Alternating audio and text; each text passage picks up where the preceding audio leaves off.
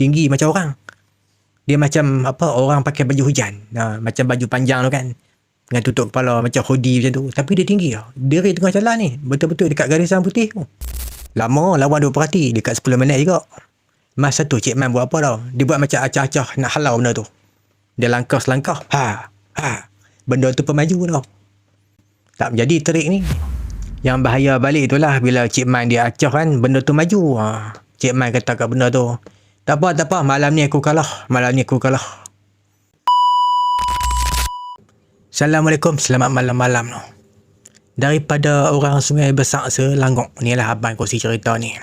Kat situ dia tulis nama dia Syafiq. Umur dia 38 tahun.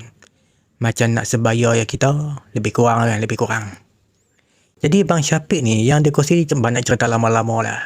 Lah ni umur dia 38 tahun. Macam cerita mula ni masa dia 20-an dulu.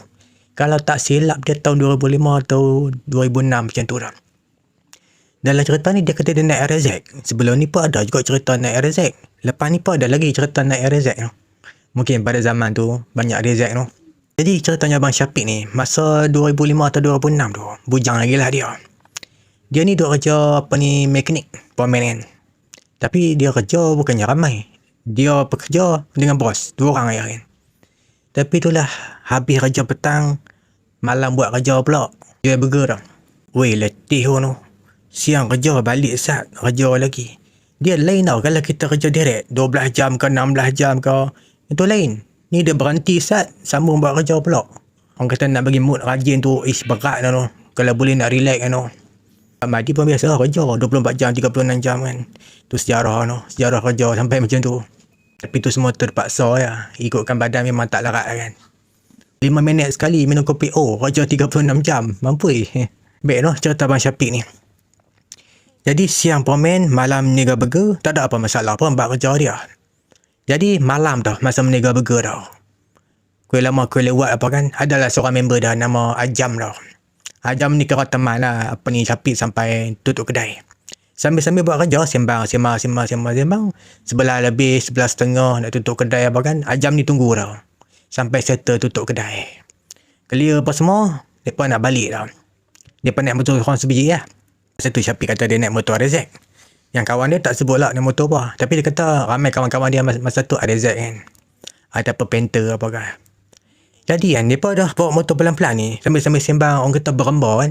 Seorang kiri, seorang kanan. Lagi pun lewat ke ada apa. Ada jalan sangat kan. Kampung-kampung kan. Jadi nak jadi cerita kan. Si Ajam sampai lorong nak hala ke kampung dia. Dia pun belok tau. Dia pun pecut. Hala balik ke apa kampung dia. Balik rumah kan. Tinggallah Syafiq. Dia pun steady lah. Bawa pelan lah rezek dia. Nak pergi ke mana. Nak balik dah pun. Malam tu katanya Syafiq kan. Ni bulan ni. Bulat cantik lah ni. Kira kat jalan tu tak payah suluh dah nampak dah. Sekali-sekala kita orang kata dapat rasa lah suasana macam tu kan. Cerah sekeliling kita ni kan. Sebab bulan cerah. Jadi Syafiq benda steady bawa motor. Dah nak dekat sampai ke rumah dia kan. Selang 5-6 biji rumah lah nak dekat dengan rumah dia kan. Dia perasan macam ada bayang atas kepala. Kan bulan cerah kan. Suasana dah cerah. Tiba-tiba ada benda lalu dah. Nampak lah macam bayang. Dia pun dengan spontan lah angkat kepala. Siapa pun macam tu lah kan. Benda melintas ni mesti terasa nak tengok kan. Dia angkat kepala tu dia. Seketui besar dah. Dalam cerita ni Syafiq kata macam kapal terbang. Dia punya saiz. Dia kata macam jet peribadi lah. Saiz lebih kurang besar tu. Tak boleh tengok. Kata mai daripada mana celah mana. Ikan pari dah. Tu dia kata besar jet peribadi. Punya besar ikan pari lintas. Ekor apa dah. Di hujung ekor tu dia ada macam bulan sabit dah. Mau tak tercengang tu. Tengok benda tu lintas. Ikut dia kan. Kat sini dia drop gear. Dia pambah terus RZ dia. Dah lah dekat rumah dia. Ada macam orang kata batu halus tu. Kira orang kata licin lah. Kalau dia derah naik motor kan. Tu pun dia tak peduli. Dia masuk ke halaman rumah dia. Laju ni. Sampai dia parking motor bawah rumah. Jadi abang si Syafiq ni. Dia dengar lah Syafiq bawa motor. Laju dah nak balik ke rumah. Abang dia nama Zaki. Keluar tanya. Weh siapa laju sangat ni bawa motor. Nak sampai rumah dah pun. Jadi Syafiq dia senyum-senyum kan. Tapi dalam hati dia takut ni. Dia terfikir ikan pari besar tadi. Tak apalah. Dia pun masuk dalam rumah. Abang dia pun masuk bawah. Tak cerita ke dia beradik dia. Dia buat senyap kan. Tak cerita pula kena ganggu apa malam tu kan. Tapi dalam cerita ni tak sebut. Mungkin tak ada kena ganggu apa lah. Boleh lena kot tu. Duk esok tu. Dia pergi jumpa member nama Ajam ni kan. Syafiq pun cerita apa dia nampak semalam. Ajam pun cerita apa dia nampak semalam. Kira apa dia pun tengok sama tu. Ikan pari besar, ekor dia panjang, macam ada bulan sabit di hujung. Warna dia lebih kepada warna kelabu lah. Macam warna ikan pari. Biasa ikan pari kat laut no. Tapi ni yang dia pun tengok dekat udara lah. Benda ni tak tahu nak sebut lah hantu apa, jin jenis apa kan. Tapi Syafiq dengan Ajam adalah sembang dengan kawan-kawan kan. Bincang-bincang hari ni. Mungkin orang kata benda tu lalu kot. Ataupun laluan dia ke. Kebetulan lah dia pun nak nampak kan. Orang kata benda kalau dia nak tunjuk ni nampak no. Kalau dia tak tunjuk pergi cari kat mana pun. Pelusuk mana pun tak ada punya no. Yang cerita kedua Syafiq ni zaman dia budak lagi. Kalau tak silap dia tahun 1999 masa tu. Masa tu dia duduk rumah ni, rumah nenek dia. Rumah kampung, rumah kayu, rumah tinggi ni kan. Yang ada malam tu Syafiq, mak, ayah, 3 orang ni bawah. Jadi waktu awal tu, karen tak ada dah kat rumah. Bas kampung lah kan, tak ada karen. Semua bergelap lah. Dengan bulan cerah apa kan. Kita cerita mula tadi bulan cerah kan. Ni pun malam tu bulan cerah dah. Tapi tak selesa nak tidur. Tak boleh buka kipas angin. Jadi berkuap dah. Pukul 10 lebih tunggu.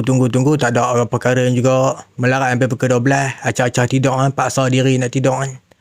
Pukul 12 lebih tu dengar suara orang sembang ramai-ramai. Dekat luar rumah dah. Mula ayah ingat kan. Orang TMP ke. Main nak repair apa-apa kat tiang ke. Wire ke. Mana nak tahu kan. Jadi ayah berjalan pergi buka tingkap. Tingkap nakal kan. Buka tingkap. Cari apa kat luar dah. Tak ada siapa dah. Tapi memang benda tu sehari dia senyap dah. Tapi lepas tu dia bunyi pula dah. Ni macam orang ramai-ramai kat pasal malam. Cuma tak dengar perkataan apa. Dia cakap sembang apa tak dengar. Tapi tu macam suara orang sembang dah. Bila ayah dah tutup tingkap apa kan. Suara tu ada lagi dah. Ayah tak puas hati dah. Siapa dia sebenarnya yang duduk sembang-sembang ni. Orang kata bunyi macam keramaian kan. Ayah Syafiq buat apa dah. Dia keluar ikut pintu dapur. Dia tak mahu keluar ke pintu depan. Kalau pintu depan nanti kok ada orang nak buat apa-apa kantoi yang nampak kan. Dia keluar ke pintu dapur. Syafiq pun ikut ke belakang ni. Ayah dia dah.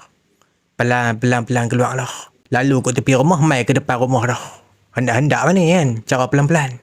Masa jalan kat tepi rumah ni nak jadi cerita ni. Syafiq kata apa tau. Dia nampak satu benda panjang. Lebih kurang macam 3-4 meter lah. Dia macam roket. Tapi dia api lah. Jadi benda tu atas langit dia lalu kan. Angkat kepala tengok. Bukan jauh mana pun. Orang kata modal langut kepala tengok sikit. Dia ni macam roket lah panjang. Dia melentang lah. Benda ni bukan Syafiq saja nampak. Ayah pun tengok juga. Tu ayah tegur Syafiq. Dah. Jangan duk tunjuk-tunjuk. Bukan orang kata buat senyap lah kan. Tak mahu tegur lebih-lebih kan.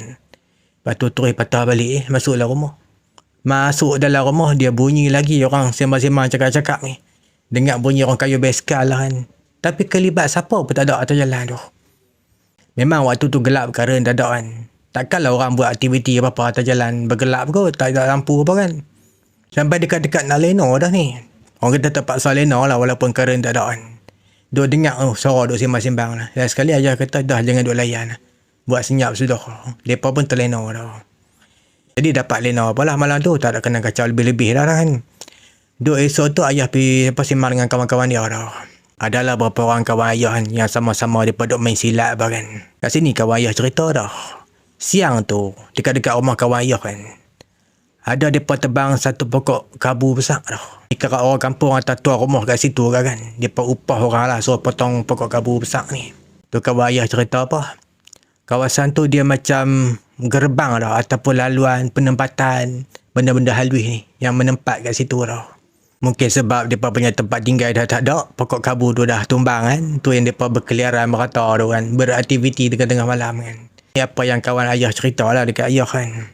Tapi yang bagus balik dia tak ada lah sampai merasuk orang kan. Yang kata api tu yang Syafiq nampak melintas laju tu. Jiran lain pun nampak juga dah. Sebab malam tu ramai yang tak boleh nak tidur sebab panas kan. Ada yang duduk depan rumah. Kan karen tak ada. Nak buka kipas tak boleh. Jadi bila ramai duduk di luar rumah apa kan. Itu yang boleh nampak api laju tu. Yang pasal pokok kabu yang orang kampung tebang tu kan. Adalah yang pandai-pandai lah kan. Dia main handle lah benda ni kan. Yang kata penempatan benda halus kat situ kan. Kira orang kata pakar mistik lah main kat situ. Dia berurusan lah dengan benda-benda mistik yang ada kat situ. Orang kata senang kata macam bomoh lah kan. Itulah kata Syafiq sampai lah umur dah 38 tahun tak dengar cerita apa dah kat situ kan. Cerita ketiga Syafiq ni dia pasal kebau yang dia letak nama dia Mek dah.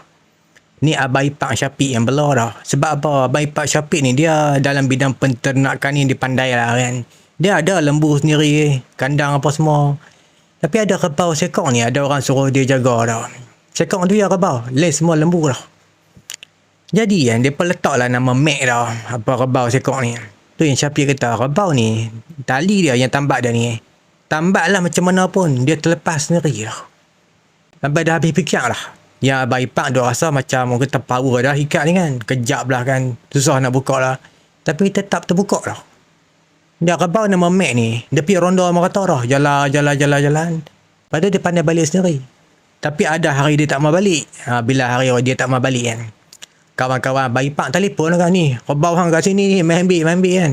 Kadang-kadang kawan-kawan Abang Ipar tolong tambak dulu sementara nak main ambil apa kan. Kira terlalu banyak kali lah kebau ni pergi merayau merata. Sampai kan tempat kerja ni, si Syafiq ni. Tempat kerja dia kawasan pekan-pekan kan. Mau tak terkejut tu, nampak tengah jalan tu, kebau. Kebau siapa lagi? Abang Ipar dia kan. Dalam cerita ni Syafiq kata, paling jauh lah kebau ni pergi merayau kan, 14 km. Sampai ke pekan apa Sungai Besar tu. Lepas tu satu lagi, jalan utama Kelang nak ke Teluk Intan. Memang jauh dia pergi merayau. Tapi dia pandai balik dah. Tapi itulah kalau orang dapat tahu, baik telefon Abang Ipar dia pakai pergi ambil kan. Tak nak buat macam mana dah. Tambat lah macam mana pun. Dia tetap hilang dah. Sampailah satu masa tu. Di mana ada kawan-kawan Abang Ipar apa telefon beritahu dah. Abang ni, dia ada dekat satu kuil lah dekat kawasan Kelapa Sawit. Dia duduk kat situ dah. Memang dia pergi tarik balik. Jauh tu. Benda ni dia berulang kali dah. Dia pergi dah dekat kuil ni. Jadi bila kerap-kerap sangat, apa lagi dia tembak ni, apa ubat pelali dah. Kesudahannya dia semelih dah. Abang nama Mek ni. Dah semelih jual daging dia kan. Tapi kat sini berlaku banyak perbincangan dah. Masa Mek ni duk pergi dekat kuil dekat apa Kelapa Sawit ni. Ada yang kata ada Tuan Puteri lah dalam badan dia. Ada yang kata apa badan dia dikawal sesuatu lah kan. Ada benda kontrol. Ada sebab lah dia suka pergi kat Kelapa Sawit tu. Tu dalam cerita ni kata Syafiq kan, masa sembelih kebau nama Mek ni kan, Abang Ipar perasan dah. Pipi dia macam ada satu tangan lembut belai dia. Tu yang kata macam Tuan Puteri kan, tangan puteri kot no. Tu Abang Ipar rasa macam tu lah, tu last sekali kan. Dan benda ni Abang Ipar dengan kawan-kawan ni berbincang kan. Tu yang kata ada benda dekat kebau ni kan. Baguslah sembelih kan, tutup cerita kan. Dan selepas sembelih jual lah daging dia. Tak ada apa pun. Orang makan daging tak ada sakit perut pun, tak ada sakit-sakit apa pun. Itulah last yang mereka buat, sembelih dan jual daging kebau tu. Dia cerita ni pasal orang yang minat dengan apa main pokok bonsai tau. Kalau belah kami sebut bonsai. Ejaan dia bonsai tau. Jadi yang minat tahulah benda ni kan. Macam Madi tak apa minat benda ni, boleh dengar lah orang cerita kan. Jadi dalam cerita ni, yang hantar cerita ni dia letak nama Abang Mat. Kat situ dia tulis siap lah, nama dia tukar. Umur dia tak sebut, dia tulis rahsia. Lepas tu lokasi dia di negeri Kedah dah. Jadi Abang Mat ni dia pun minat jugalah kan dengan pokok bonsai ni. Tapi benda ni jadi sebelum dia minat. Sebelum benda ni jadi hobi dia. Ada seorang apa kawan dia lah kan. Nama dia Pak Cik Man. Pak Cik Man ni dia driver bas tau. Hari tak kerja, hobi dia ni lah main pokok bonsai ni. Dia akan masuk ke hutan ke ronda dalam kampung. Bawa motor pelan-pelan, tengok-tengok. Terjumpa apa-apa pokok yang boleh buat ni kan. Hiasan kan. Tu dalam cerita ni yang dia duk cari main bonsai kan. Pokok apa? Kesinai, jeliti, kemuning. Banyak lagi lah kan. Ni pun dia sebut nama, Madi pun tak tahu pokok tu macam mana. Jadi satu petang tu yang Cik Man dia ronda dalam kampung. Tengok-tengok kot semak-semak hutan-hutan kampung kan. Dia ronda kot jalan apa, jalan ban lah orang kata jalan ban kan. Ada satu kawasan tanah ni. Ada sebiji rumah yang dah roboh pun. Dia pun kenal lah tuan tanah ni kan. Tu Pak Arwah dah tuan tanah ni. Nama dia apa? Pak Mut. Pak Mut ni meninggal lama dah. Rumah dia pun dah roboh. Tapi kayu-kayu terbiang kat situ lah. Tak ada siapa berani curi. Sebatang kayu orang tak berani curi. Sebab orang duk takut-takut dah. Sebab banyak dah cerita pasal rumah tu. Sebelum dirobohkan kan. Mesti-mesti ni lah orang takut nak ambil lah barang kat situ kan. Jadi masa Cik Man ronda ni. Naik motor pelan-pelan. Dia tengok ke arah tanah ni kan. Yang ada kayu-kayu bekas dirobohkan ni. Dia perasan dah. Satu pokok ni. Nama dia pokok kesinai. Dia pun berhenti lah. Tengok pada jauh dulu. Ni boleh ni. Apa angkat motor jalan. Pergi dekat pokok kesinai ni. Kebetulan lah noh, pokok kesinai ni. Dia tak jauh pada rumah yang dirobohkan ni. Kira nak dekat dengan tangga jugalah. Cik Man ni dia jenis orang berani tau. Yang apa Abang Mat cerita lah. Sepatutnya kalau boleh dia kena minta izin tau. Dekat anak-anak Pak Mut lah. Walaupun Pak Mut dah tak ada tau. Tapi apa-apa hai tengok dulu. Boleh ke tak ambil ni? Dia pusing-pusing pokok tu. Cek-cek ranting apa. Tengok apa gedahan-dahan apa kan. Boleh ni. Dia nak ambil ya. Pokok tu pun dia bukan tinggi mana. Dalam cerita ni kata lebih kurang tinggi parah orang ya. Tapi cara nak ambil ni bukan boleh tebang-tebang. Dia kena cabut tau. Jadi Cik Man buat macam mana? Dan malam tu dia telefon kawan dia tau. Ada seorang kawan dia ni. Nama dia Pak Kasim. Dia ni ada backhoe tau. Jadi nak minta tolong Pak Kasim lah. Dia pun nak cabut tau. Ikat rantai ke tali ke. Nak cabut apa pokok kesinai ni. Tapi esoknya lah dia buat benda ni. Tu pun dah petang dah. Pakcik Kasim bawa backhoe dia. Abang Mat pun ada masa tu. Dia pun tengok dia pun cabut pokok ni. Tapi masa ni Abang Mat dia tak minat lagi bonsai. Selepas tu baru dia minat. Jadi petang tu adalah kawan-kawan mereka yang tolong buat kerja, tolong tengok apa dah kan. Jadi ikat rantai kat batang pokok tu cuba tarik tau. Kat sini yang pelik. Dia bukanlah pokok balak pun. Pokok dia tinggi orang je pun. Dia tarik dengan rantai ni, dia tak bergerak tau.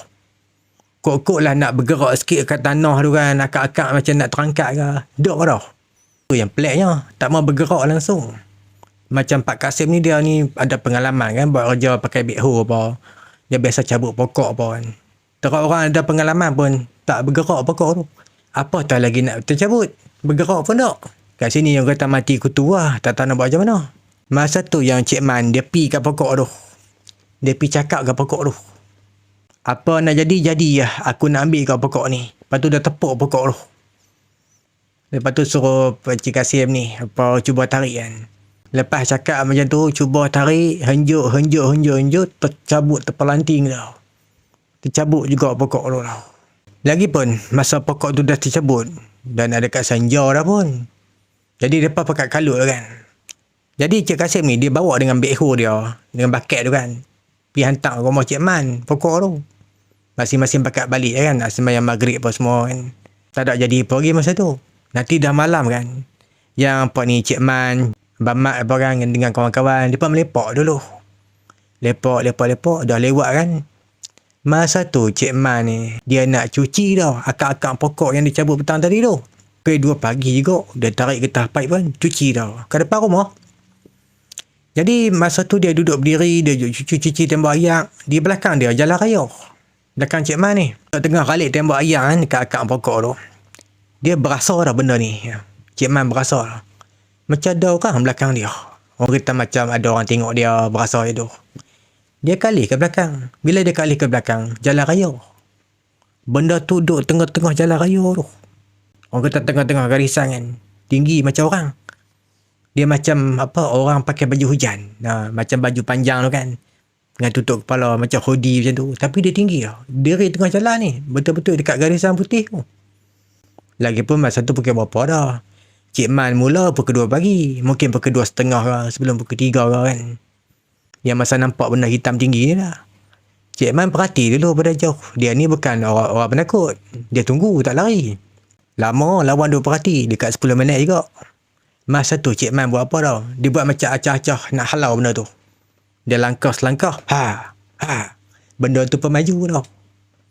Tak menjadi trik ni. Dah sekali Cik Man terus kata kat benda tu. Woi, buat apa tengah jalan tu? Buat malu kat orang kan. Dah dengan cakap banyak. Pokok ni aku dah ambil dah. Dia kata tu kat benda tinggi tu. Benda tinggi tu duduk keras kat situ. Macam duk taram lah dekat Cik Man kan. Tapi itulah dia pun memang syok dah kan. Yang pasal pokok ambil petang tadi ya punya cerita. Yang bahaya balik itulah bila Cik Man dia acah kan. Benda tu maju. Cik Man kata kat benda tu. Tak apa. Malam ni aku kalah.